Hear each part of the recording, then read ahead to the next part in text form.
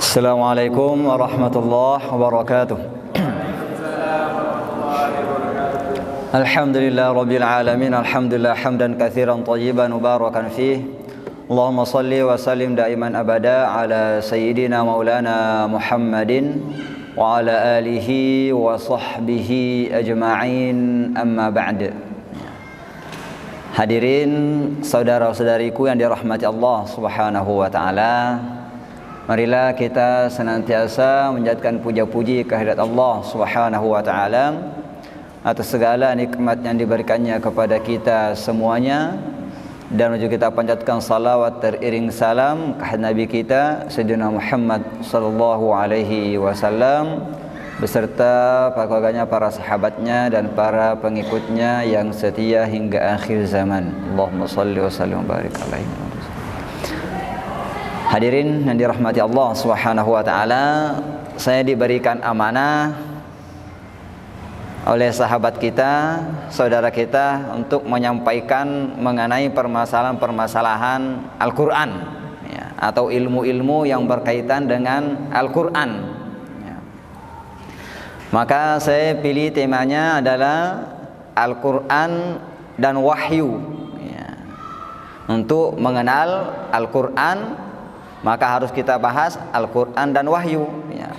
Karena untuk mengenal pembicara harus disebutkan tadi namanya dulu. Nah, maka begitu juga ketika kita ingin mengenal kitab suci yang kita baca, maka disebutkan dulu nama-namanya apa, perbedaannya dengan kitab yang lain apa, dan keunggulannya apa, ya.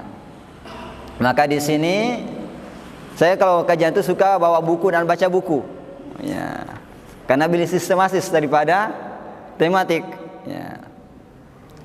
Nah, Al-Quran secara bahasa adalah bacaan, ya. Hal ini didukung dengan firman Allah Subhanahu wa taala, inna alaina jam'ahu wa qur'ana fa idza qara'nahu fattabi' qur'ana. Surah Al-Qiyamah ayat 17 dan 18. Artinya sesungguhnya, ya, atas tanggung jawab kamilah yang mengumpulkan Al-Quran di dadamu dan membacakannya. Fa idza qara'nahu, apabila kami telah membacakan Al-Quran tersebut melalui malaikat Jibril, fattabi' qur'anah, maka ikutilah bacaan tersebut, ya. Nah, ini menunjukkan bahwa Al-Quran itu berarti bacaan, ya.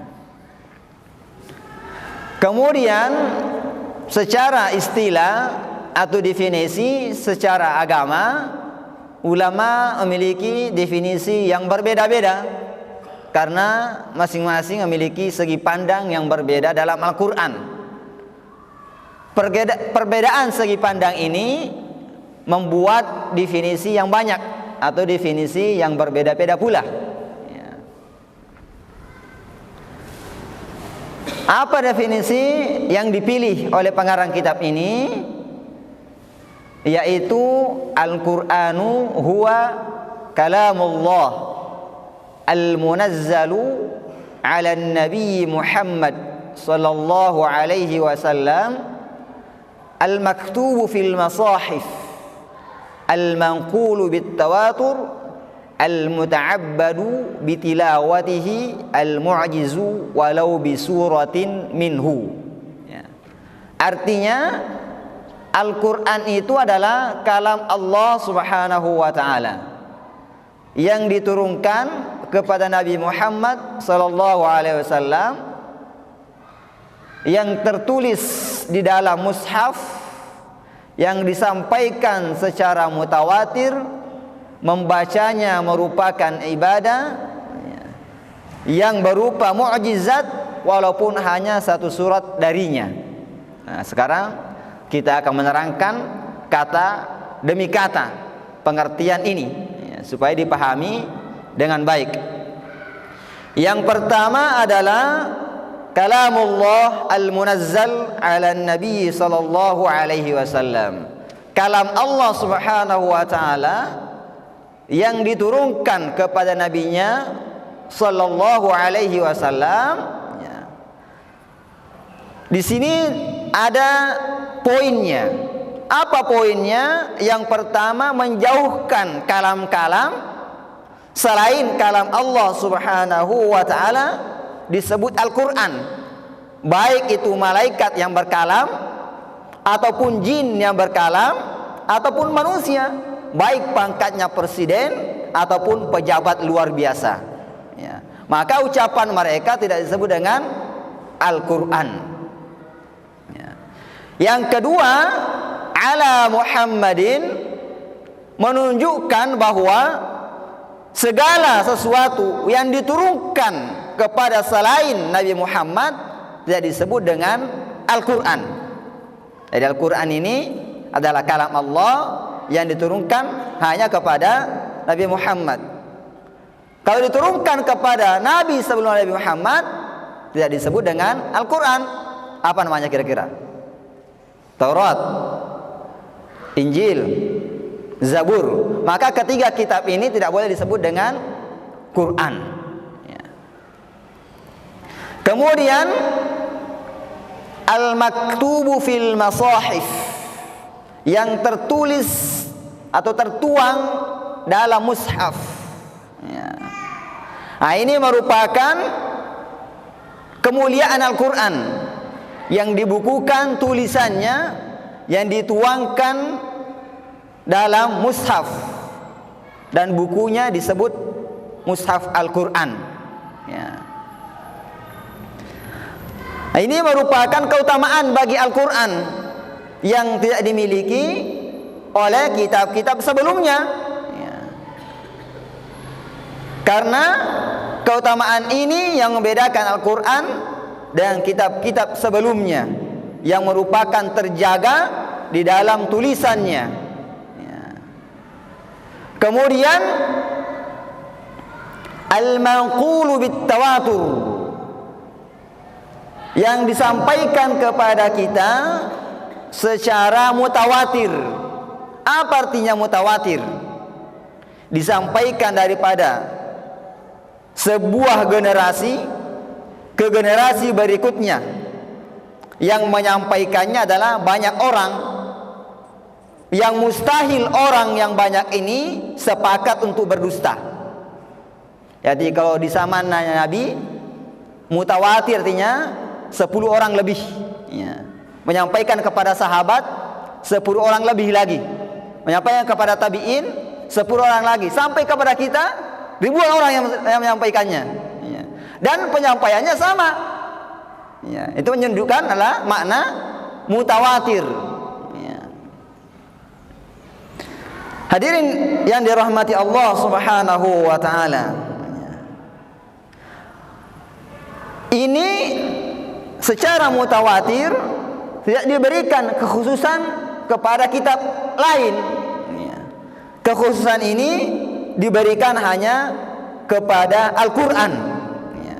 Karena kitab-kitab yang terdahulu telah terjadi penyelewengan, penyimpangan, dan perubahan-perubahan yang dilakukan oleh orang-orang yang diturunkan kepadanya kitab tersebut. Ya. Seperti Injil, sudah berubah, bukan lagi aslinya. Taurat bukan lagi aslinya. Ya. Kalau yang aslinya pada saat diturunkan, ya. Kalau Injil yang aslinya pada saat diturunkan. Akan tetapi Injil dan Taurat yang ada di zaman kita ini, itu bukan Injil yang diturunkan di zamannya Nabi Isa, bukan Taurat yang diturunkan di zamannya Nabi Musa. Ya. Karena yang dijamin pemindahannya secara mutawatir hanyalah Al-Quran. Ya. Kemudian al-muta'abbadu bitilawatihi, ya. Membacanya merupakan ibadah. Ya. Hanya membaca saja, nggak perlu niat bahwa saya niat membaca Al-Quran untuk mendapatkan pahala. Beda dengan sholat, harus ada niatnya. Ya. Beda dengan wudu, ada niatnya. Nah, Al-Quran nggak apa-apa tidak pakai niat dan tak usah pakai niat, ya, sudah dapat memperoleh pahala, ya. Ini yang membedakannya juga dengan hadis Nabi atau hadis qudsi, ya. Kalau hadis Nabi membacanya belum tentu mendapat pahala. Hadis qudsi sama, belum tentu mendapat pahala, ya. Bisa mendapat pahala kalau membaca hadis qudsi atau membaca hadis Nabi dengan niat belajar, ya. Kalau Al-Quran tanpa niat dapat pahala, ya. Nah, ini keutamaan daripada Al-Quran, ya. Kemudian al-mu'jizu walau bisuratin minhu, yang merupakan mu'jizat walaupun hanya satu surat dari Al-Quran itu. Mu'jizat ini merupakan sesuatu yang agung, yang berada di luar kemampuan manusia. Itu disebut dengan mu'jizat, di luar kemampuan kebiasaan manusia, ya. Maka Al-Quran ini merupakan mu'jizat yang membawa tantangan kepada orang-orang yang pandai di zamannya. Karena di zaman diturunkan Al-Quran disebut zaman apa? Jahiliyah. Bukan berarti bodoh dalam hal membaca, ya. Akan tetapi mereka pintar. Pintar dalam segi apa? Pintar dalam merangkai kata-kata atau syair. Karena banyak di antara mereka orang-orang Quraisy, Arab terdahulu itu pandai menyusun kata-kata, ya, merangkai kata-kata yang sangat indah. Maka Al-Quran datang menantang. Jikalau memang Al-Quran ini buatan manusia, maka buatlah semisalnya. Karena yang ditantang ini adalah orang yang pandai, pandai dalam segi kata-kata, pandai dalam menyusun kalimat, ya. Maka disebutkan dalam Al-Quran, kul, katakanlah, la in jitama'atil insu wal jinnu ala ayyatu bimithli hadzal Qur'an la ya'tuna bimithlihi walau kana ba'dhuhum li ba'dhin dhahira, ya. Apa artinya? La in, seandainya jitama'at, berkumpul, al-ins, manusia, wa jin, jin, ala ayyatu, untuk mendatangkan bimithli hadzal Qur'an, sesuatu yang serupa dengan Al-Quran ini, la ya'tuna bimithlihi, mereka tidak dapat mendatangkan seperti Al-Quran ini, walau kana ba'dhuhum li ba'dhin dhahira, walaupun mereka semua saling membantu satu sama lain. Artinya saling membantu, jin dan manusia saling membantu untuk mendatangkan seperti Al-Quran, tidak bisa. Manusia yang paling pintar ingin bersatu dengan pejabat yang paling pandai dan penyair yang paling bagus terkenalnya, tidak bisa mendatangkan sesuatu yang menyerupai Al-Quran, ya. Makanya disebut dengan mu'jizat, ya. Kemudian setelah kita memahami definisi Al-Quran, ada lagi nama-namanya. Jadi orang Arab itu mengatakan banyaknya nama menunjukkan kemuliaan terhadap benda tersebut, ya. Maka Al-Quran ini juga memiliki nama Al-Kitab. Al-Kitab ini secara bahasa artinya al-jam'u, mengumpulkan. Kenapa disebut mengumpulkan? Karena dalam Al-Quran ini terdapat kumpulan-kumpulan huruf yang menjadi kata, kemudian kata-kata yang tersusun menjadi kalimat, ya. Kemudian tersusun lagi menjadi satu surah, dua surah, kemudian satu juz, dua juz, sampai 30 juz. Nah, disebut dengan Al-Kitab.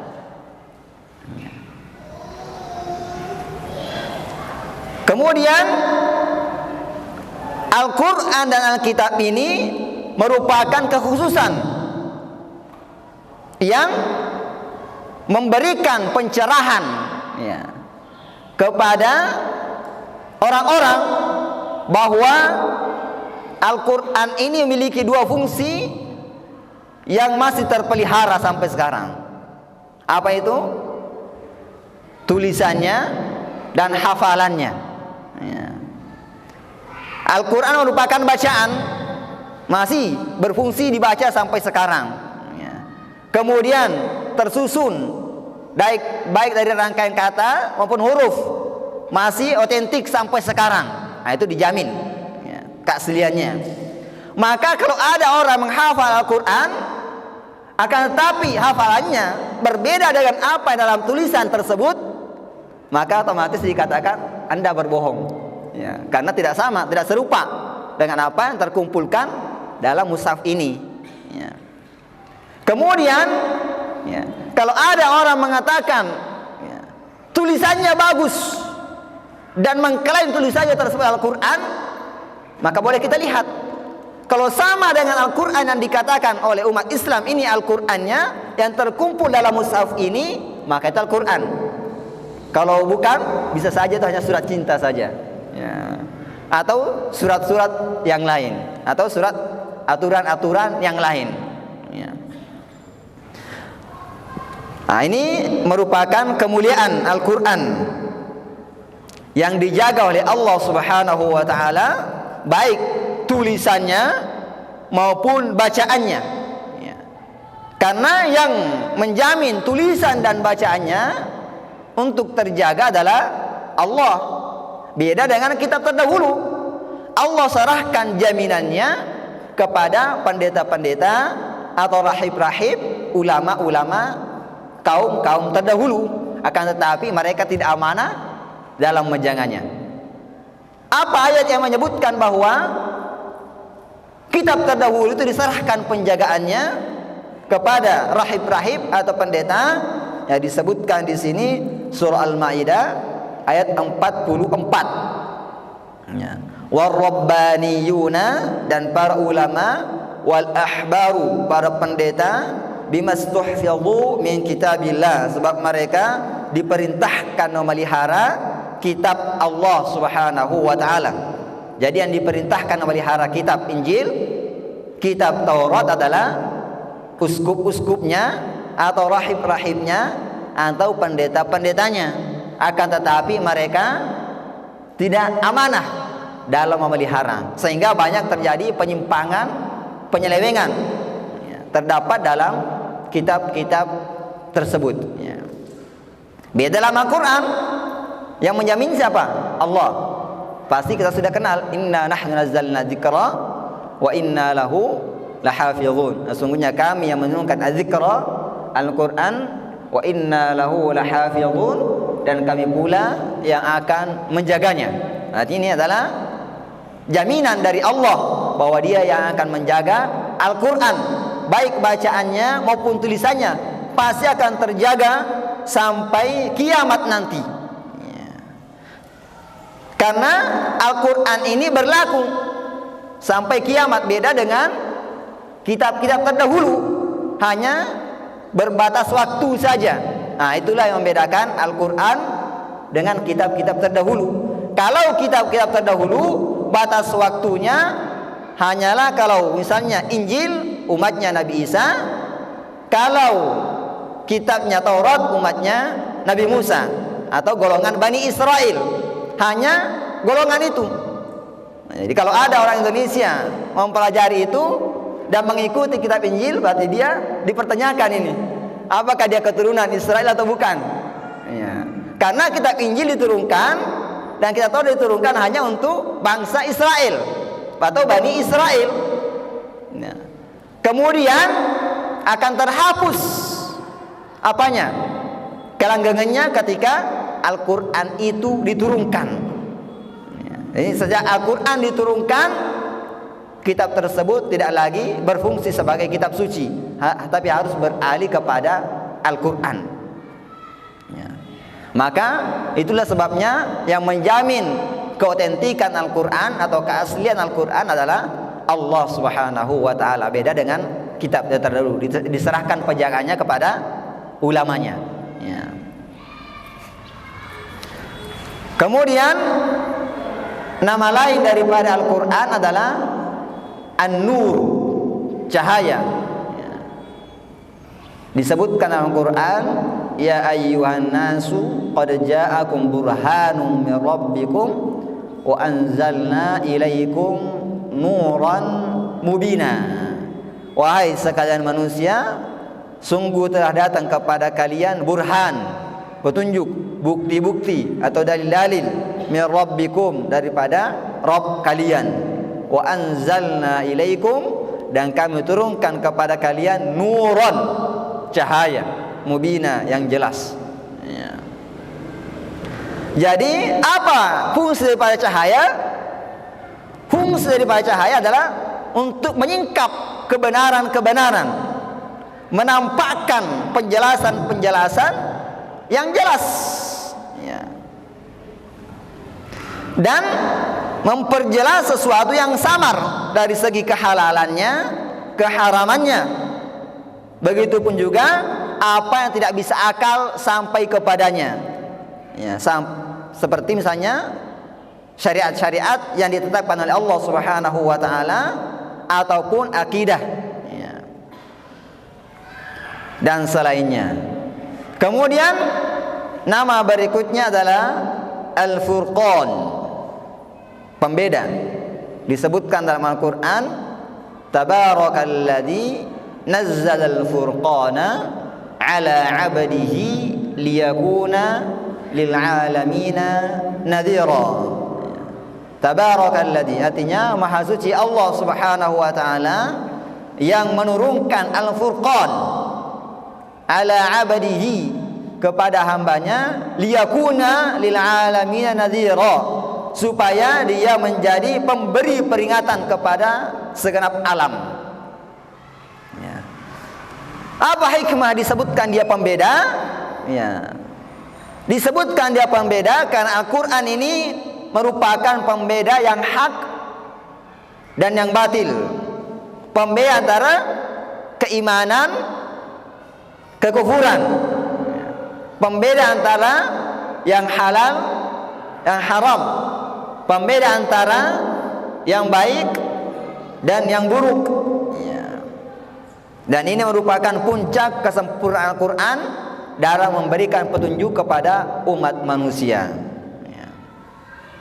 Jadi Al-Quran itu untuk umat manusia secara umum ya. Karena umat Nabi terbagi menjadi dua, ada yang disebut dengan umat dakwah, ada yang disebut dengan umat istijabah ya. Umat dakwah adalah mencakupi seluruh manusia, merupakan wajib didakwahi Nabi ya. Baik itu orangnya Arab atau bukan Arab ya. Kemudian apa itu umat istijabah? Umat istijabah adalah orang-orang yang menerima seruan dakwah Nabi. Itu disebut dengan umat istijabah, itu orang-orang Islam ya. Maka disebutkan Al-Quran ini merupakan petunjuk kepada semua manusia, tapi manusia yang mau menerimanya sebagai petunjuk ya, yaitu orang-orang Islam ya. Kemudian apa perbedaan misalnya hadis Nabi, Al-Quran, dan hadis qudsi ya. Kalau Al-Quran telah kita jelaskan kan ya. Sekarang kita beralih kepada hadis Nabi. Hadis Nabi ini secara syariat atau istilah adalah ma udhifa ila Nabi sallallahu alaihi wasallam min qaulin aw fi'lin aw taqririn aw sifatin. Artinya apa yang disandarkan kepada Nabi sallallahu alaihi wasallam, baik berupa perkataan ataupun perbuatan ataupun persetujuan ataupun sifat-sifat yang dimiliki Nabi ya. Contoh misalnya perkataan innamal a'malu binniyat. Nah, sudah dihafal, alhamdulillah. Ya. Contoh perbuatan, praktek haji, praktek salat. Nah, itu perbuatan. Nah. Contoh penetapan Nabi SAW adalah ketika ada sahabat yang dilaporkan kepada Nabi, ya Rasulullah, sahabat ini ketika menjadi imam salat pasti yang terakhir dibacanya tiap rakaat apa? Al-Ikhlas terus. Sahabat yang lain protes, melapor kepada Nabi. Nabi mengatakan, ya tidak apa-apa, itu bagus. Ya. Artinya ini adalah pembenaran, ya, pengakuan dari Nabi bahwa apa yang dilakukan sahabat tersebut adalah benar. Ya. Atau sifat, apa itu sifat Nabi? Nah, sifat Nabi adalah murah senyum, suka menolong, menyampaikan kebenaran. Ya. Atau misalnya bentuk wajahnya ada disebut dengan sifat khulqiyah dan sifat khalaqiyah, sifat penciptaan dan sifat wataknya manusia. Nah, beda antara sifat khulqiyah penciptaan dan sifat watak. Sifat khulqiyah menggambarkan kegantengan wajah misalnya atau parasnya cantik, ya. Kalau khalqiyah menggambarkan perbuatannya, oh ini orangnya rajin, semangat belajar, ya, bagus akhlaknya, suka bergaul, suka menolong. Nah, itu bedanya, ya. Kemudian hadis ini merupakan lafal dan maknanya daripada Nabi SAW. Beda dengan Al-Quran, makna dan lafalnya dari Allah Subhanahu wa ta'ala. Ya. Kalau hadits qudsi, lafalnya dan maknanya juga dari Nabi menurut yang dipilih oleh sebagian ulama. Ya. Akan tetapi ada sambungannya, seperti ketika Nabi SAW menyampaikan hadis qudsi ini, beliau mengatakan fi qala Rasulullah sallallahu alaihi wasallam fi ma yarwihi ar rabbih. Nabi sallallahu alaihi wasallam bersabda menyampaikan apa yang beliau riwayatkan daripada Tuhannya. Nah, itu adalah hadis qudsi, ya. Nah, kemudian berikutnya hadis qudsi membacanya bukan ibadah. Hadis Nabi membacanya bukan ibadah kecuali dengan niat belajar, ya. Nah, itu Al-Quran tadi sudah disebutkan kan, membacanya apa? Hanya dengan membaca merupakan ibadah, ya. Tidak perlu niat. Nah, di antara perbedaan Al-Quran, hadis qudsi dan hadis Nabi SAW, ya. Nah, sekarang kita masuk kepada wahyu, ya. Wahyu secara bahasa adalah ilqa'u ilmin fi ikhfa'in ila ghairik. Engkau melemparkan ilmu kepada selainmu akan tetapi secara tersembunyi. Nah, itu adalah secara bahasa. Secara istilah disebutkan adalah fal wahyu huwa i'lamullahi ta'ala liman istafahu min ibadihi bitariqin khafiyyin sari'ah. Artinya wahyu itu adalah pemberitahuan Allah Subhanahu wa ta'ala kepada hamba pilihannya bitariqin khafiyyin sari'ah, dengan cara tersembunyi dan cepat. Ya, ini adalah wahyu, ya. Kemudian tingkatan wahyu, ya. Nah, disebutkan misalnya dalam hadis sahih, awwalu ma budi'a bihi Rasulullah sallallahu alaihi wasallam minal wahyi ar-ru'ya as-salihah fil manam. Pertama kali yang turun wahyu kepada Nabi sallallahu alaihi wasallam dimulai dengan cara mimpi yang benar ketika beliau tidur. Jadi mimpinya seperti apa? Fakana la yara ru'yan illa ja'at mislu falaqis subhi. Maka Nabi SAW tidak bermimpi melainkan dengan mimpi itu datang kepadanya sesuatu cahaya yang merupai cahaya subuh. Kemudian berikutnya adalah datangnya malaikat yang menyampaikan kepadanya wahyu. Akan tetapi bukan hanya dua ini yang merupakan tingkatan-tingkatan wahyu. Nah, disebutkan dalam Al-Quran tingkatannya itu ada 3. Ya. Surah Asy-Syura ayat 51. Wa ma kana li basyarin ayyukallimahullahu illa wahyan aw min wara'i hijabin aw yursila rasulan fayuhiya biidnihi ma yasha innahu aliyyun hakim. Artinya, dan tidak pantas bagi seorang manusia untuk Allah berbicara kepadanya atau berkalam kepadanya illa wahyan, melainkan dengan yang pertama wahyu, melalui wahyu yang disampaikan kepada hati seorang nabi.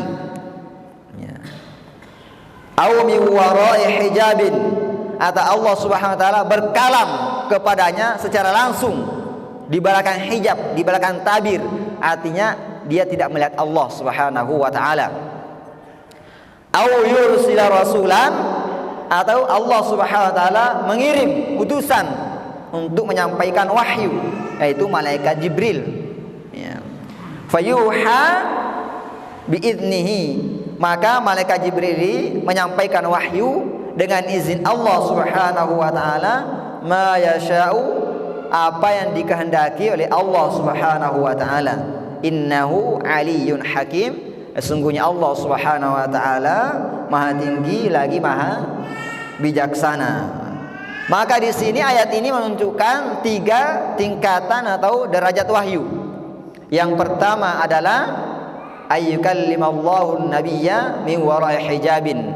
Allah Subhanahu wa taala berkalam dengan seorang nabi di belakang hijab. Ya. Yang kedua, ayyalqallahu ma yuridu ilqa'ahu ila nabi sallallahu alaihi wasallam mubasharatan. Allah Subhanahu wa taala langsung memberikan pengetahuan secara langsung kepada seorang nabi, cepat, tersembunyi, tanpa perantara, tanpa malaikat, langsung dimasukkan ke dalam hatinya. Ya. Kemudian yang ketiga adalah diutusnya seorang malaikat untuk menyampaikan wahyu tersebut. Ya. Maka kalau kita melihat dari 3 tingkatan ini melahirkan tingkatan-tingkatan yang banyak. Karena tingkatan yang ketiga ini hanya bentuk atau macam bentuk wahyu. Dari 3 macam bentuk ini melahirkan bentuk-bentuk yang lain yang kita akan jelaskan. Ya. Yang pertama masuknya adalah ar-ru'ya as-shadiqah, mimpi yang benar. Ya. Nah, ini adalah masuk kepada mi wara'i hijabin, ya, di belakang tabir. Ya. Kemudian yang kedua, datangnya malaikat, ya, ayyatiyahu al-malak fayulqi fi ru'ihi wa qalbihi min ghairi ayyarahu. Datang malaikat kepadanya, akan tetapi malaikat tersebut tidak dilihat oleh Nabi sallallahu alaihi wasallam, sebagaimana hadis yang diriwayatkan oleh Imam Hakim an Ibnu Mas'ud, daripada Ibnu Mas'ud radhiyallahu anhu, anna sallallahu alaihi wasallam qala, Nabi sallallahu alaihi wasallam bersabda, inna ruhal qudusi nafatha fi ru'i, sesungguhnya Ruh Kudus, malaikat Jibril maksudnya, nafatha fi ru'i, membisikkan ke dalam hatiku, anna nafsan lan tamuta hatta tastakmila rizquha, fattaqullaha wa ajmilu fi talab. Sesungguhnya jiwa seseorang tidak akan mati hingga sempurna rizkinya. Fattaqullaha, maka bertakwalah kepada Allah, wa ajmilu fi talab, dan perbaguslah cara mencari rizki tersebut. Nah, jadi kalau ada seorang mati, pasti jatahnya di dunia sudah habis, tinggal jatahnya di akhirat. Ya. Di akhirat akan mengambil jatah yang baik kalau dia beriman kepada Allah dan Nabi Muhammad SAW. Tapi kalau tidak beriman, jatahnya buruk, neraka terus. Nah. Kemudian tingkatan ketiga, ayyatamassalahu al-malak rajulan. Malaikat tersebut ini datang menyerupai seorang laki-laki. Maka Nabi mengerti, oh ini malaikat yang akan menyampaikan wahyu. Nah, sebagaimana hadis yang masyhur, yang mungkin juga kita tahu adalah hadis Jibril, ya, yang datang kepada Nabi berupa laki-laki ganteng. Ya. Nah, kemudian tingkatan keempat adalah ayyatiyahul malak ala halihil malakiyah wa yuha ilaihi atau wa yuhi ilaihi. Datang malak atau malaikat kepada Nabi SAW dalam bentuk aslinya, kemudian memberikan kepadanya wahyu. Ya. Nah, bahasanya ini wahyu ini biasanya datang berbentuknya seperti bunyi lonceng, silsilatul jaras. Ya. Dan ini merupakan wahyu yang sangat berat terhadap Nabi SAW. Kalau datang wahyu berupa bentuknya seperti bunyi lonceng. Ya. Kemudian yang kelima adalah ayyatiyahul malaku Jibril wa yadhhiru lahu fi suratil malakiyah al-azimah allati khuliqa 'alaiha. Datang malaikat Jibril kepadanya dan menampakkan bentuk aslinya, wujudnya. Ya. Ini hanya 2 kali terjadi, ya, di bumi dan di langit ketika Nabi SAW Isra Mi'raj. Ya.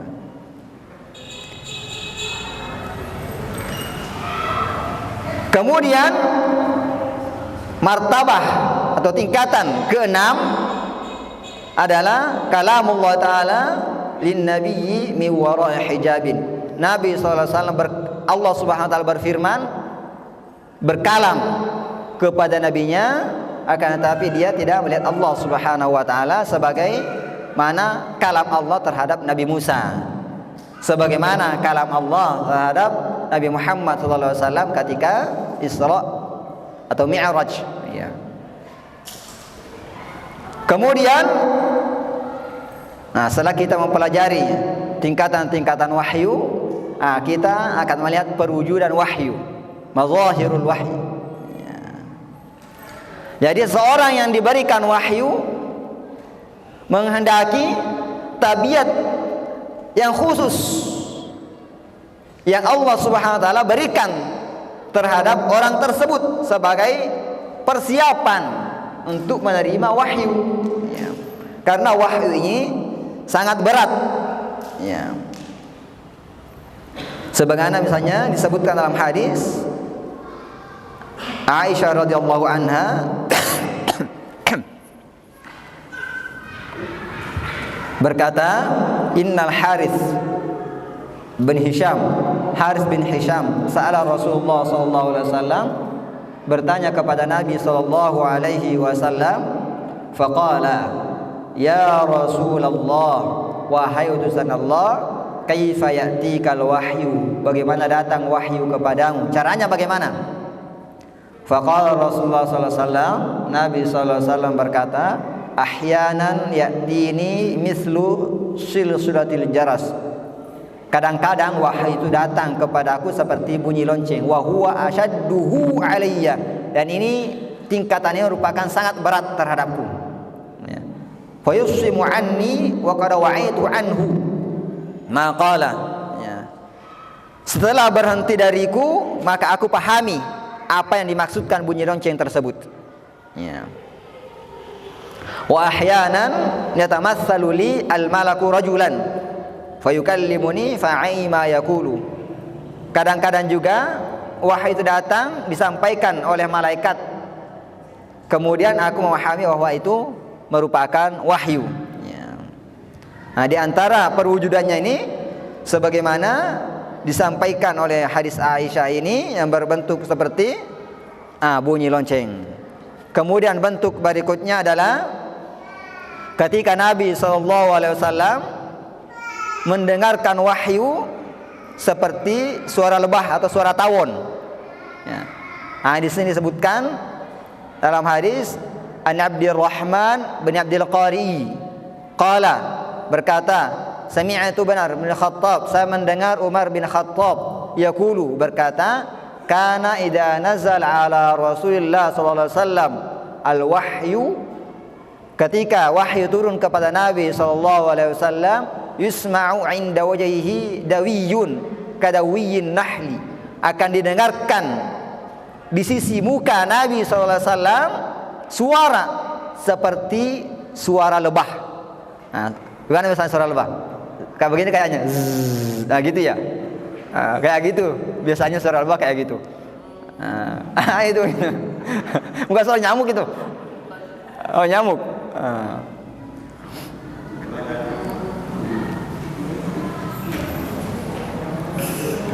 Nah, kemudian berikutnya adalah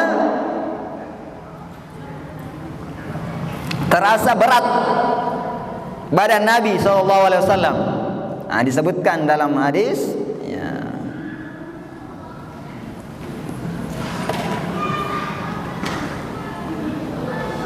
Faja'ahu ibnu Ummi Maktum, datang kepadanya ibnu Ummi Maktum, wa huwa yumilluha alayya, dia mencondongkan kepada saya. Qala ya Rasulullah, wahai utusan Allah, wallahi lau astati' al-jihada la jahadtu, seandainya aku mampu untuk berjihad maka aku membersamaimu dalam berjihad. Wa kana a'ma, akan tetapi Ibnu Ummi Maktum ini seorang yang buta. Ya. Fa anzalallahu ala Rasulillah sallallahu alaihi wasallam, maka Allah Subhanahu wa taala menurunkan wahyu kepada Nabi sallallahu alaihi wasallam, wa fakhidahu ala fakhdi, paha Nabi sallallahu alaihi wasallam saya itu berada di atas pahaku. Kata siapa? Ibnu Ummi Maktum. Fathaqulat alayya hatta khiftu an tarudda fakhdi thumma surriya anhu fa anzalallahu ghairu ulil darar. Artinya fathaqulat alayya, maka paha Nabi terasa berat sekali. Ya. Sebelumnya kan enggak berat, hanya dinaikkan. Ya. Ringan. Nah, ketika wahyu turun, maka pahanya terasa sangat berat.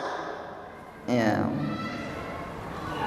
Fathaqulat alayya hatta khiftu an tarudda fakhdi, hingga aku khawatir pahaku akan retak karena beratnya wahyu yang diturunkan kepada Nabi sallallahu alaihi wasallam. Thumma surriya anhu, kemudian Nabi kembali tenang. Ketika Nabi kembali tenang, maka beliau berkata, fa anzalallah, Allah menurunkan ghairu liddarar, tidak apa-apa, tidak berjihad bagi orang yang memiliki alasan. Nah, seperti kamu buta kan, alasannya buta, sulit. Melihat aja sulit, apalagi berjihad. Bagaimana mau menebas orang? Nah. Kemudian bentuk yang keempat adalah ketika Nabi SAW berkendaraan, maka kendaraannya akan mengeluarkan bunyi dengkuran, mendengkur. Kalau dia naik misalnya di atas unta, kalau ada wahyu turun, untanya mendengkur karena beratnya wahyu tersebutnya. Ini disampaikan oleh Sayyidah Aisyah radhiyallahu anha, qalat, berkata, in kana yuha ilaihi ila Rasulullah sallallahu alaihi wasallam wa huwa ala rahilatihi fatadribu bijiraniha. Artinya ketika wahyu Nabi diturunkan kepada Nabi sallallahu alaihi wasallam dan beliau berada di atas tunggangannya, maka leher tunggangan tersebut akan mengeluarkan suara dengkuran saking beratnya. Kalau Nabi misalnya menunggangi tunggangannya, ontanya misalnya, tidak ada wahyu, maka tidak ada suara dengkuran. Dan begitu biasanya ya. Begitu kayaknya ya. Tapi tatkala turun wahyu, lehernya akan mengeluarkan suara dengkuran. Karena beratnya wahyu yang dirasa hewan tersebut. Ya. Tadi orang aja merasakan hampir-hampir pecah pahanya. Bagaimana lagi dengan hewan? Ya. Hingga mengeluarkan suara dengkuran. Ya. Masih ada nggak? Sudah 5 menit lagi kan? Berarti sampai situ dulu. Jangan terlalu panjang. Nanti kita bosan kalau kepanjangan. Jadi sekian daripada saya. Kalau ada mau didiskusikan, mau ditanyakan mengenai Al-Quran dan wahyu, silakan dipertanyakan.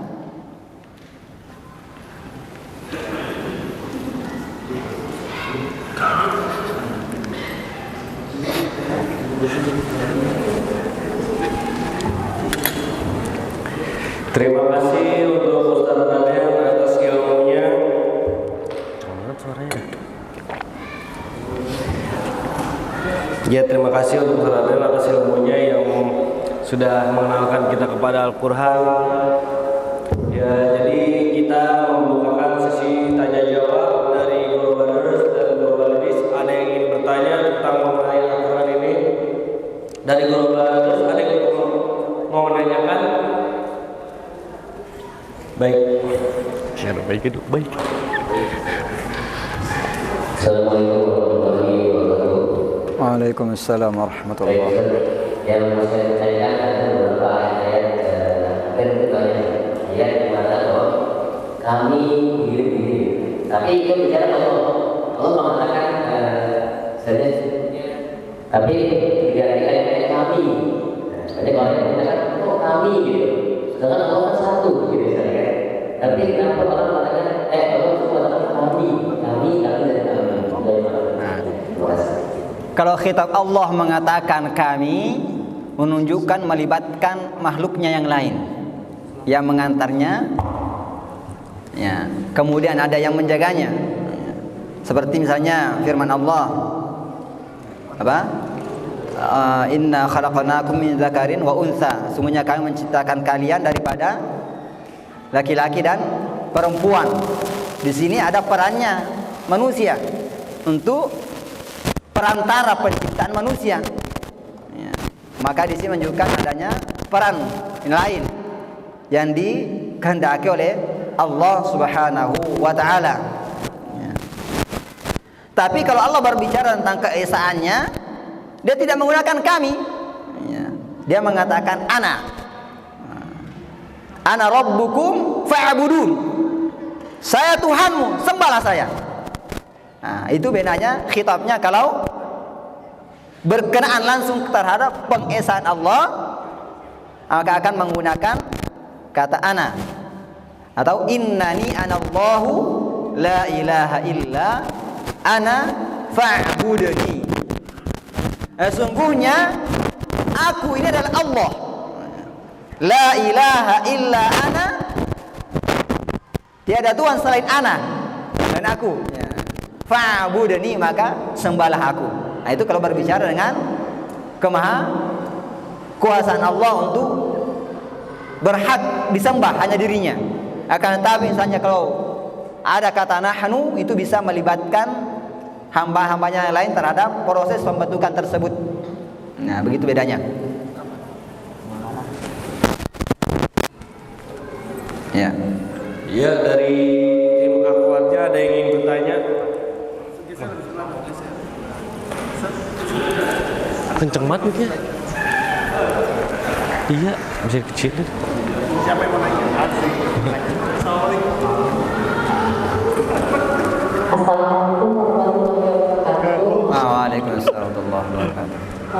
Kalau misalnya bacaan Al-Quran kita itu makhluknya belum sempurna, itu bakal kayak berubah artinya apa makhluknya jadi berusaha atau dibalik gitu. Ya baik. Tidak mengapa kita membaca Al-Quran sesuai pengetahuan kita. Tidak berdosa. Yang penting kita senantiasa berusaha untuk apa? Untuk meningkatkan kualitas bacaan tersebut. Ya. Berarti kalau ada yang beritahu, oh ini kurang makhrajnya, ayo berusaha baca lagi. Ya. Jangan dipertahankan yang salah. Ya. Tapi kalau pengetahuannya cuma di situ, maka dia mendapatkan pahalanya. Karena pengetahuan, misalnya di kampung-kampung nih, di suatu kampung tiada, contoh di satu kampung misalnya ada orang yang mengajar ngaji, tapi cara bacanya dari dulu sampai sekarang kayak gitu terus, dan tidak ada yang memperbaiki, menegurnya, maka tidak masalah baginya karena tidak ada yang mengajarnya. Ya. Tapi kalau satu orang kampung tersebut pindah ke kota atau ke Depok misalnya, ternyata dia sholat di sini, ada yang menegur, oh ternyata bacanya salah, maka dia di saat itu juga harus berusaha untuk memperbaiki kembali bacaannya, ya, supaya tidak membaca Al-Quran dengan bacaan yang salah. Nah itu, begitu.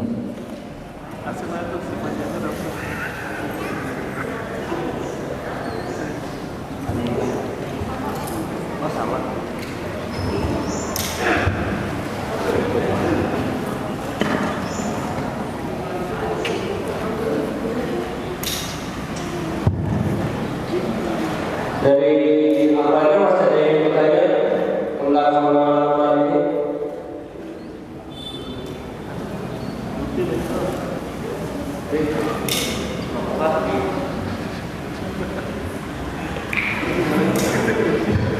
Baik, kalau ada pertanyaan lagi,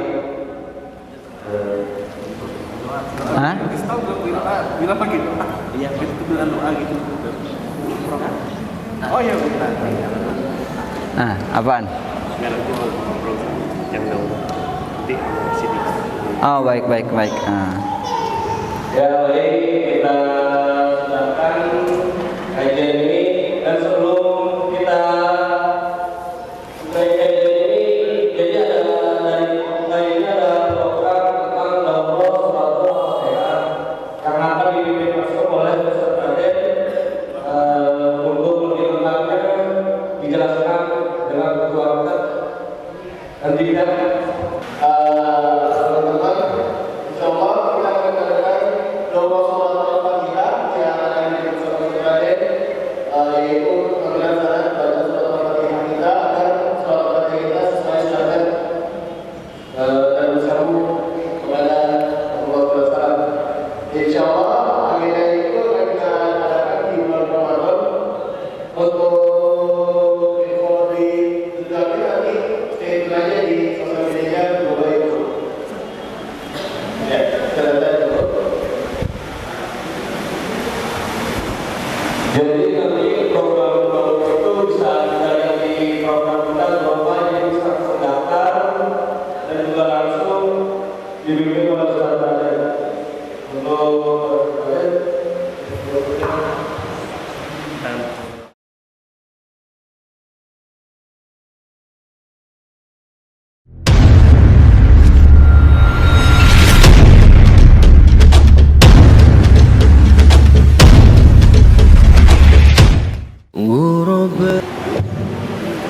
Baik, mari kita sama-sama berdoa kepada Allah Subhanahu wa taala di penghujung acara kita ini atau di penghujung pertemuan kita ini.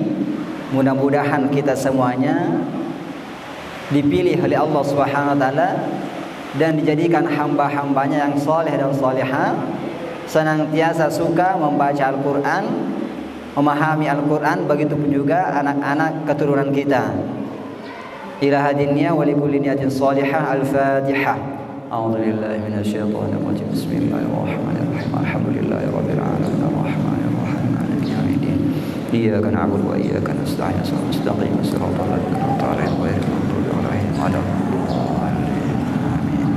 الحمد يوفي نعمه يكافئ مزيده يا ربنا لك الحمد كما ينبغي لجلال وجهك الكريم عظيم سلطانك اللهم صل على سيدنا محمد وعلى ال سيدنا محمد ربنا اغفر لنا ولوالدينا وارحمهم كما ربونا صغارا ربنا اغفر لنا ولوالدينا ولجميع مشايخنا ولجميع اساتذتنا ولسائر المسلمين والمسلمات والمؤمنين والمؤمنات الاحياء منهم والاموات انك سميع قريب مجيب الدعوات ويا قاضي الحاجات ربنا ظلمنا انفسنا وان لم تغفر لنا وترحمنا لنكونن من الخاسرين ربنا هب لنا من ازواجنا وذرياتنا قرة اعين واجعلنا للمتقين اماما اللهم ارنا الحق حقا وارزقنا اتباعه وارنا الباطل باطلا وارزقنا اجتنابه ربنا آتنا في الدنيا حسنة وفي الآخرة حسنة وقنا عذاب النار وصلى الله على سيدنا محمد والحمد لله رب العالمين. Udah. Dan kita tutup kajian ini dengan membaca istighfar 3 kali. Astaghfirullahaladzim, astaghfirullahaladzim, astaghfirullah. Alhamdulillah 3 kali. Alhamdulillah, alhamdulillah, alhamdulillah. Dan menutup majelis istighfar. Subhanakallah bihamdika asyhadu an la ilaha illa anta astaghfiruka wa atubu ilaik. Wassalamualaikum